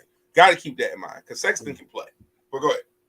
Like I feel like we as a team like we had the advantage because like we really got people coming off the bench dropping buckets. Like and like we gelled at the right time of the season. You know, like you guys have been playing really well over the last 2 months. The last 2 months of Knick basketball has been quality basketball. But that wasn't your first real good stretch. But you guys are healthy in this stretch. You have everybody now. Whereas y'all had pieces missing during some other good stretches. But this is the stretch as the team you should be. And Julius Randle has surprised the fuck out of me. Not me. Julius plays great in the regular season. This one I need to see. No, that too. But he surprised the fuck out of me because he had the All-Star season. It wasn't last season, it was the season before. Had the All-Star season. Then he fell off last year because he got that fucking contract. Well, you know. And, you know, he got comfortable. Contract-itis is real. But during this run, this motherfucker been shooting lights out. Like, this motherfucker, like, his 3-point percentage is going up. He knocking down everything. His 3-point percentage is going up because he's taking better threes. His shot selection is better. He still shoots some dumbass shots, but not as many, and not as many in the fucking fourth quarter. Yeah, so what I want to see from Julius Randle during this series, number one, with the addition of Brunson is so underrated for y'all because Jay can get a bucket when he wants. I didn't even think Brunson was going to be this good for us. I didn't. Let me explain to you because of the fact that I was looking at the possibility of having Donovan Mitchell. It was like, all right. I mean, I guess Jay ain't Donovan, but Jalen Brunson is a bucket. Yeah, he ain't no slouch. He a bucket out there when he want to be, bro. Like, and on top of that, he a bucket in moments. Like, he not scared of the moment, and that's what y'all need. Y'all need somebody like that because Julius Randle can't be your number one because Julius Randle still hates to go right. He still hates his right side, his right hand, the right side of the court. He just hates right. He's better this year, but he's still not good enough to be your primary shooter in the clutch in the playoffs. Because if you double him and stop that left, he gives that ball up still. I want to see him be confident and either make a play out of that double or find a way to beat it, like before it gets there. Like, put something in your bag that beats that double, whether it's a fadeaway to over your left shoulder or whatever the case is, over your right shoulder. I mean, like, you gotta put something in your bag that beats that. I want to see if he's really ready for that challenge, because Atlanta made him look stupid last year. The Hawks made him look goofy last year. Yeah, he's the Kirk Cousins of the he's the Kirk Cousins of the NBA until he proves otherwise. That shit was definitely crazy. So I was telling people, I've been telling people this before this season. Like, I've been telling people this for maybe 2 seasons. Emmanuel Quickly is a fucking problem. I like Quigley. I like Quentin Grimes a little better, but I'm biased. He went to Kansas. Quickly is a fucking problem. And people starting to see it. Grimes is nice. I'm like, but there's less tape on Grimes as opposed to, Quickly. Fair enough. And but yeah, man. I like your team to win the first. After that, don't know. Don't know after that, man. It's just the playoffs. It's all about dogfights. Yeah, man. It'll be interesting. I'm like I said, Sixers, I like him in 5. Joe is he's insane. And Nick Claxton is going to be so overmatched. And I don't know. I hate Spencer Dinwiddie's game. I like Cam Johnson a lot. I like the other kid that dropped a 50 burger on him the other day. I like his game a lot too. Who was that? Mikal Bridges? No, not Bridges. I like Bridges. I hate Bridges being the number 1 offensive option. That's the reason why I don't trust the Nets to win shit. Like, if Mikal Bridges is your number 1, since he's gotten there, he's the number 1 offensive option. That can't ever be. And that's with any team. Mound of respect to that man. Like, check me and bust. Like, he will cook me on any barbecue chicken on any day of the week. But, my nigga, you should not be the number 1 scoring option on any NBA team. I don't give a fuck. There's no reason why Mikal Bridges should be the number 1 option, and he is. And that's going to work in some spaces. But in a 7-game series against the Philadelphia 76ers with the should-be MVP on their team, I just don't think that's going to be enough. Prove me wrong. We'll see. But I don't think you'll be proving me wrong. I think in 5 games you'll be home, because that shit don't look good at all. But they play the game for that reason. We shall see. Colonel Cologne, you got anything for us this week, man? Shit, man. I sure do. We in springtime. So you want something that's nice and airy. So we gonna fuck with goddamn. This is Prada Lone Water Splash. Now, the other thing we're gonna have to start doing with these reviews, man, you gotta start MSRPing us, like, so we know how much them shit's gonna run us. All right. I'm gonna MSRP you this one right now. Right. And we got Great Market too, so you can go on apps like fragrancenet.com. Let's see, what is the price on? This is the Colonel Cologne segment for those of you who haven't joined us in a while. We started this in season 3. Left just buys cologne out of habit. It's kind of like cocaine for him. So we take advantage of his addiction and give y'all cologne tips for the brothers. So y'all can get your smell good on. All right. Make them want to do this distracting shit to you. So this right here, and it's funny because I've had this. I bought this over a year ago. You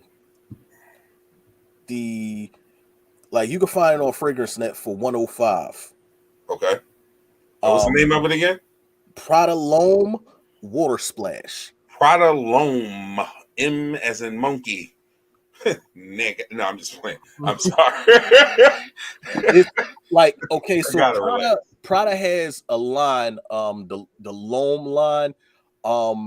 They have a lot of different fragrances in that line, but this one was a springtime fragrance for them, and it's nice, good. Like, now, is this more of a daily or a special spring, or this more like a daily? You could do this on a daily. Like, this is something you could do during the day. It's not something that's overbearing. Okay. It's not going to have people in the office or wherever you work talking about something. The fuck this Yeah, nigga? it ain't gonna choke them up. Right. It's Okay. not going to choke nobody up. Okay. Let me.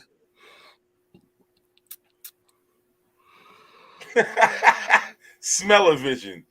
Yeah, like, put your nose on your phone screen, and you gonna smell Prada Loam water splash. I'm lying. And if your dumb ass did it, take a screenshot and send it to me. It got a powdery, it's almost powdery. You dig what I'm saying? Right.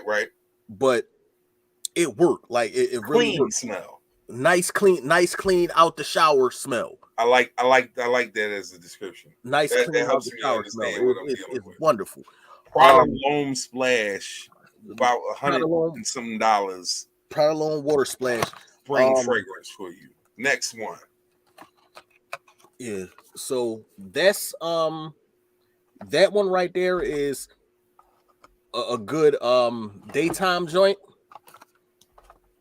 And we gonna fuck with you for the nighttime, cause this shit work at like, nigga. It don't last. Like, this isn't something that's going to stay on your skin all day. But what's the name of it? Give us the name of it. This is Valentino. This one is Born in Roma Coral Fantasy. Like, these motherfuckers be having some long ass names. Wild ass names, yeah. This is Coral Fantasy. Coral Fantasy Valentino. Okay. Yo, that shit for them good summer nights, spring evenings, for the nighttime. Like, spray this shit on. I'm trying to tell, like. This nigga talk about cologne the way some niggas talk about ribs. Like, you just you pulled it off for the, oh my God. The way a country nigga talk about brisket is how left talk about cologne. Like, but it's sweet, almost to the, like, almost sticky type sweet, and got good projection. Like, like, this shit, like, you walk past the motherfucker, the sillage, which is like, you walk past people, motherfuckers' head going to turn like, yo, who the fuck is that? What the fuck they got on? This is one of them what the fuck you got on joints. So you going out, wait till you get in the car and you about to get out the fucking car to go in wherever you about to go in. Cat. And walk in that motherfucker. These motherfuckers, nigga. Yeah, this one of them ones. Valentino Coral what? Coral Fantasy. That shit do it. That's the nighttime joint. And how much that go for about? This one was what's this? This is the 1.4 ounce bottle, I believe. Mm-hmm. That shit went for matter of fact, 1.7 ounces. This went for I believe 95. They got a 100 ml bottle. That shit is like 120 something. See, and that's not awful prices, because I've seen them get much higher than that. 100 is a good median. So those are the two fragrances for the week. This was in the twos. Yeah, 2 fragrances for the week from my man Colonel Cologne. We're gonna go with the Prada. Was it? Would you say Prada? Prada Loam Water Splash. Prada Loam Water Splash for about 105. And Valentino Coral Fantasy. That's what it's the name is much longer, but we calling it Valentino Coral Fantasy for 95 or so. Mm-hmm. So that's my guy, Colonel Cologne. Now we gonna spin the rock and get into these closing thoughts. It's a little early, but we ain't gonna force to if we ain't got to. So we're gonna get into these closing thoughts, get ready to shut this joint down for the week. Appreciate everybody who tapped in with us. We know it was light with just having me and left, but fuck it, we had some fun, enjoyed ourselves. Hope you did too. Brother left goes to Teddy McDonald. Closing thought, my guy. What's on your mind?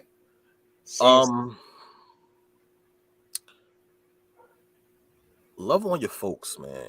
Love on your folks. And this ain't the first time y'all heard me say that shit. It ain't gonna be the last. Love on your folks, man.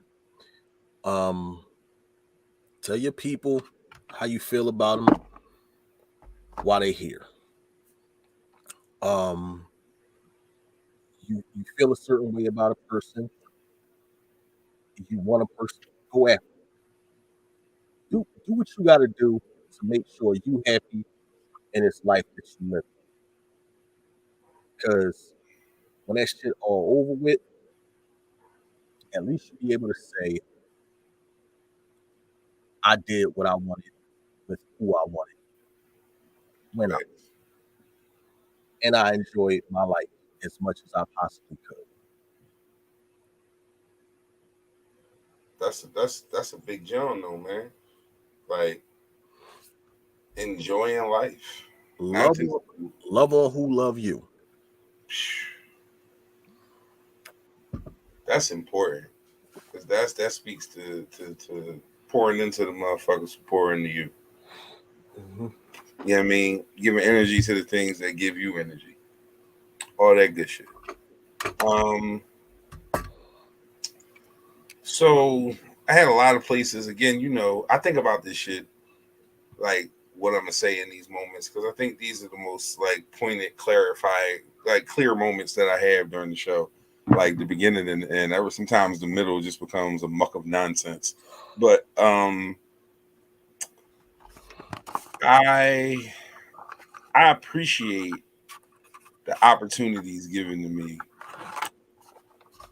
and I appreciate the blessings that have been, placed upon me. But I also, within that, recognize that while people have been there, and I had to have certain things put in place for me to be successful.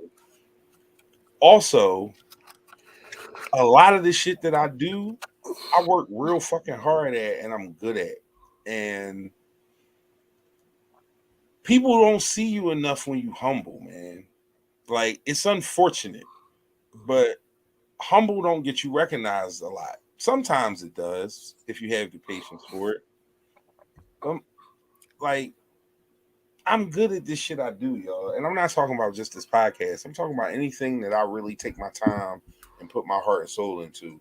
I succeed at it. I've never failed at anything I've really given myself to. Like even if I didn't hit the top of it, I still don't consider me to be a failure at it. I just wasn't the ultimate success, but I was successful at anything I ever did. But I was never not humble. And I'm really about to start stunting on y'all niggas. Like I'm really about to start moving on y'all niggas a different way and talking to y'all different and just moving different because y'all gonna respect this talent, man. Like, and that's on any level. And that's just how I feel today, man. I'm talking my shit. This is where I'm at. You niggas gotta start respecting this talent. I work hard as shit for a lot of the shit I do, and I'm about to start working harder, and that's kind of scary. But this podcast shit, all these other things, and these incredible like ideas and thoughts, and all these people that I know, and these experiences that I want to bring to y'all, it's a lot because my ADD overwhelms me, and I suffer from depression, and I suffer from anxiety. And some days, this energy that I got right here is nowhere to be found. And it's hard on them days because my brain wants the energy, but my body won't do it. Or my heart wants it, I should say, but my brain won't let my body do it. I'm really about to start moving different on y'all. This isn't a declaration or a threat or none of that shit. This is just me talking. This is what's on my mind. This is the closing thought for April 13th. Let me Episode speak. number 71. 71 episodes. I put together 71 episodes of a podcast on my porch, bitches. Fuck y'all. Y'all gonna start really, really respecting me. Talk to me nice. That's about to be my motherfucking nickname on the show for the rest of the motherfucking season. Talk to me nice. Y'all niggas gotta stop playing with me. Let me Man. speak something into that.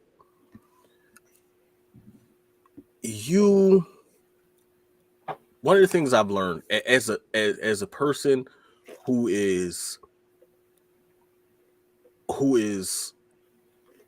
climbing towards a goal, I'm not gonna say walking. I'm not gonna say running. We climbing because you're going higher. Facts. Humble has never gotten a person to their end goal. It's never gotten a person to their end goal.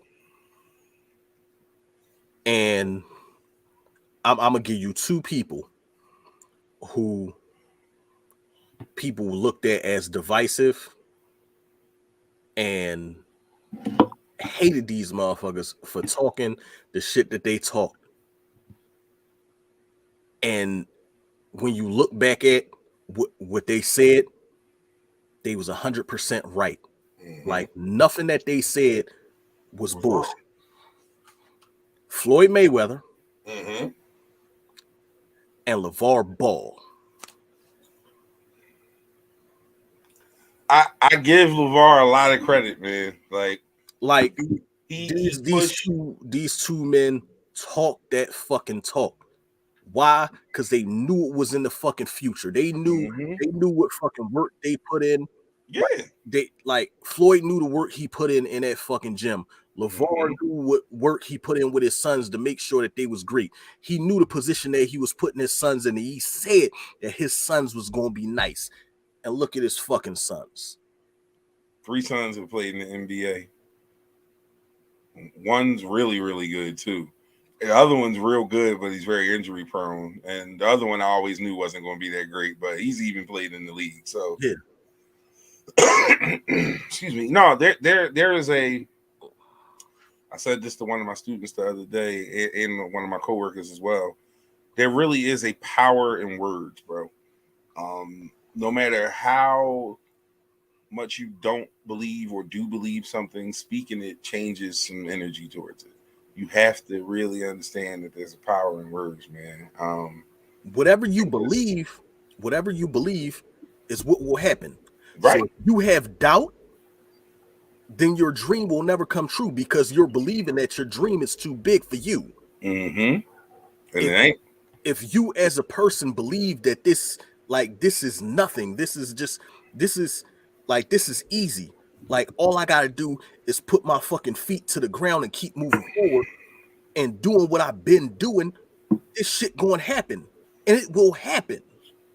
I believe in myself wholeheartedly with this, man. I don't take that lightly. With that being said, some things, the way we do some things is going to be adjusted just because of a level of fluidity that I want to maintain. Nothing's changing about the panel. The panel is the panel. We are here. The team will be here. There may be some different faces added to the rotation just because I got this thing in my brain that I want to do, and I'm trying to expand upon it, but I can't say it out loud. I just gotta do it, if that makes sense. So just rock with me, y'all. Trust me.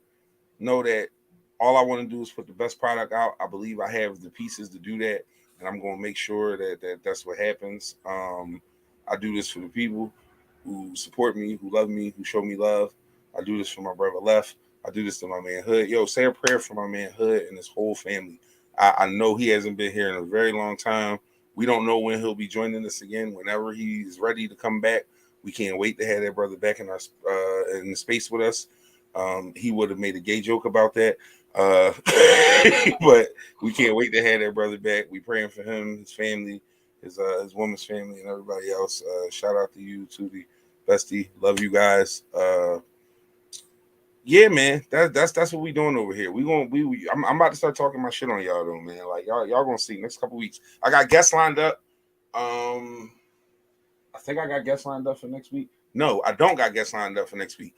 As far as I know, we are going to have a full 4-person panel next week. It's going to be me, Left, Rob, and Shadi. As far as I know, next week that has not changed. Next week is 420. I ain't saying nothing else. Show up. I'm showing off next week because I'm off the day after. I don't gotta get up and go to work the next day. Yeah. So come back next week. This shit gonna be fun. That's I'm not even. I got a good show planned next week. Okay. Also, shout out to the sisters. Happy belated birthday to Maud. Her Right. birthday. Her Shout out Big birthday Sis. was last Wednesday. Indeed. Shout out Big Sis. Happy birthday. Shout out to Tiff, whose birthday was yesterday. Shout out Lil Sis. Boom. Shout out Lil Sis. So I just want to make sure y'all know. Yeah, no, because I ain't trying to hear that shit. I don't want no trouble from nobody. Yeah. No smoke. Me don't want your smoke. All right, y'all. That's the show for this evening. Like I said, we back next week, 420, smoke out show, have a little fun, talk a little shit, smoke a little weed, go home, drink a little beer. Drink a little beer. If you can't smoke no weed, if you can't smoke weed or drink beer, the fuck is you hanging with us for? No, I'm just playing. No, you're still welcome to. We'll get you a spritzer, something cool. Have a cold beverage for you. You know, you said what? Spritzer? Yeah, like a little non-alcoholic, little like, you know what I mean, something to make you feel like you're drinking liquor. I mean, whatever. Yeah, whatever. We'll have both on deck. But either way, we will be here ready to talk shit with y'all. Hopefully, you'll be here with us with your little zip or something. It's gonna be some weed centered discussions next week. We gonna have fun with 420, man. Having a show on 420 is an opportunity that I cannot not take advantage of, if that makes sense. Just because, you know, they plant, y'all. Shut the fuck up. Anyway, LAP, peace and blessings. I will holler at you motherfuckers another time.